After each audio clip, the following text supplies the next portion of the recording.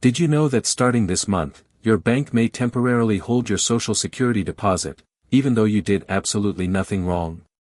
That's right, friend, and if nobody has warned you about this yet, you're in exactly the right place.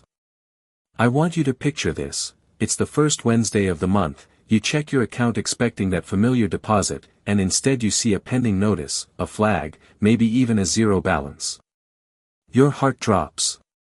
But here's what I want you to know: this is happening to good, responsible people just like you, and today I'm going to walk you through exactly what's going on, why it's happening, and most importantly, what you can do to make sure your money arrives safely every single time.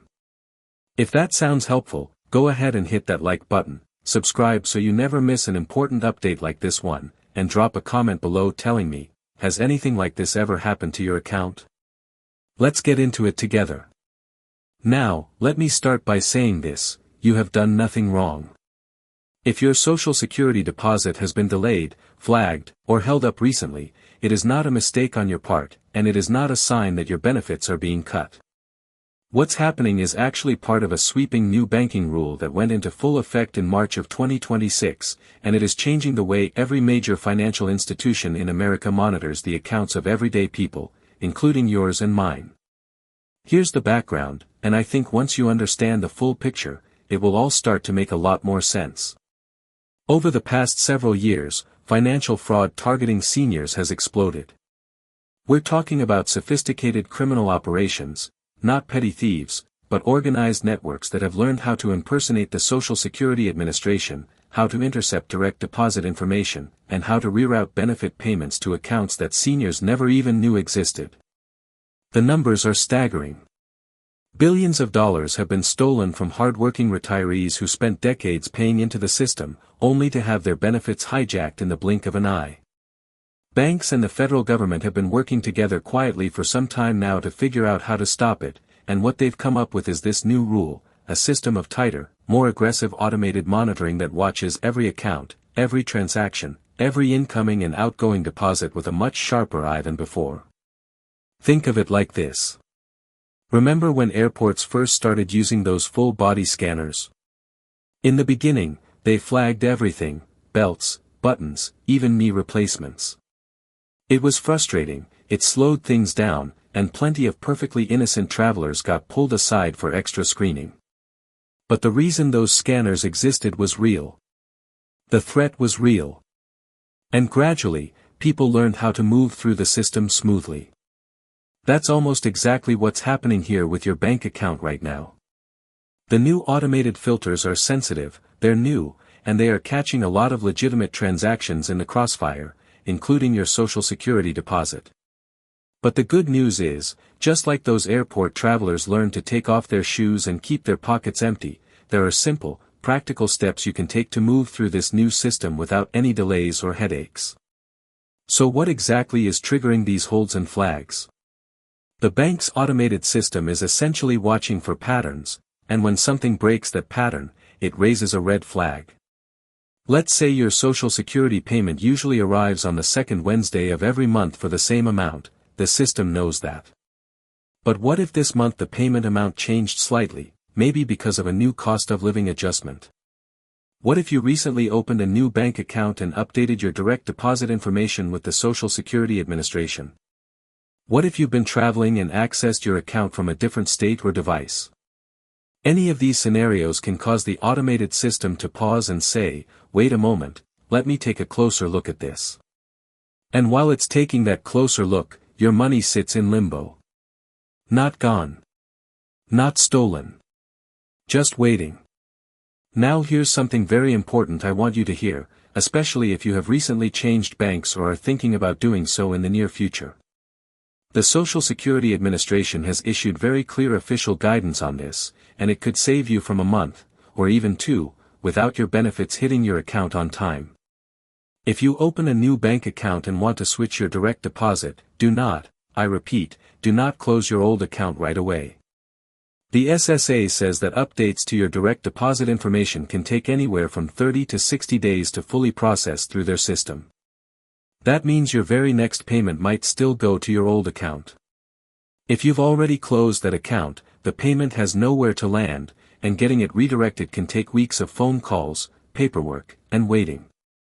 So please, keep that old account open and active until you have seen at least one full payment arrive successfully in your new account. It's a simple step, but it makes all the difference. Another thing worth knowing is that some banks now offer what's called an automated enrollment process, or ENR for short. This is actually a really helpful feature that not enough people know about. Essentially, your bank can communicate directly with the SSA on your behalf to update your payment information. So instead of you having to call the Social Security Administration, wait on hold, navigate their website, or visit your local office, your bank handles the update through an official, secure channel. Not every bank offers this yet, but it's worth calling your bank and simply asking, do you have an ENR process for Social Security direct deposits? If they do, take advantage of it. It's one of the smoothest ways to update your information with the least risk of delays. Now, while we're on the subject of your Social Security account, I want to remind you about something that has become more important than ever, your personal My Social Security online account. If you haven't set one up yet, I gently encourage you to do so as soon as possible. You can access it at SSA.gov, and once you're logged in, you can see exactly what banking information the SSA has on file for you. You can verify your deposit account number, check the status of your payments, and even track whether any changes you requested have been processed. Think of it as your personal dashboard for everything related to your Social Security benefits. Having that visibility and control is incredibly empowering, especially in times like these when the rules are changing quickly.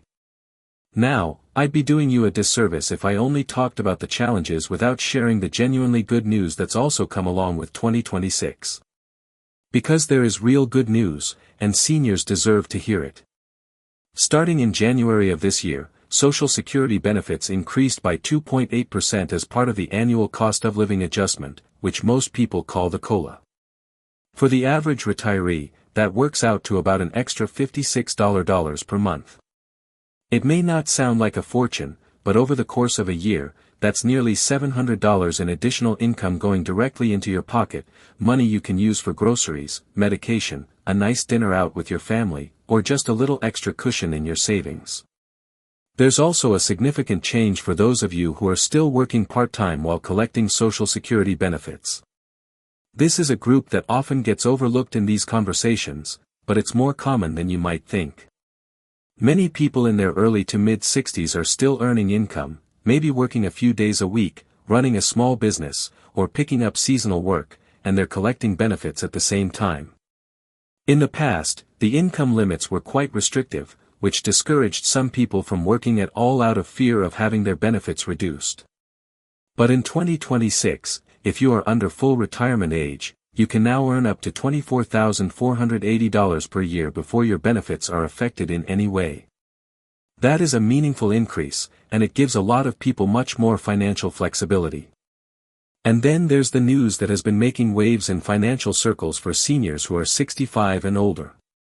Under a piece of legislation that has been nicknamed the One Big Beautiful Bill, and yes, that is actually what it's called, eligible seniors can now claim an additional $6,000 deduction on their federal income taxes.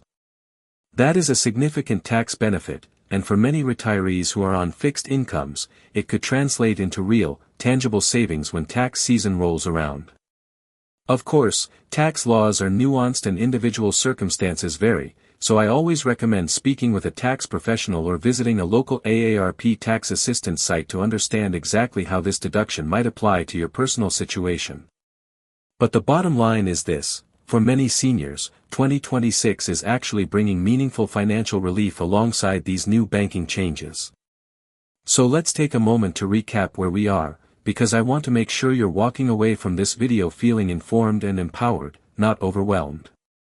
A new banking rule is in effect that has caused some Social Security deposits to be temporarily flagged or delayed, not because of anything you did wrong, but because banks are fighting fraud on your behalf with much more powerful automated tools.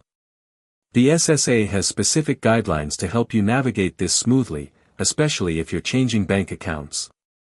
And 2026 has also brought some genuinely positive updates: a COLA increase, higher earnings limits, and a new tax deduction for seniors 65 and older.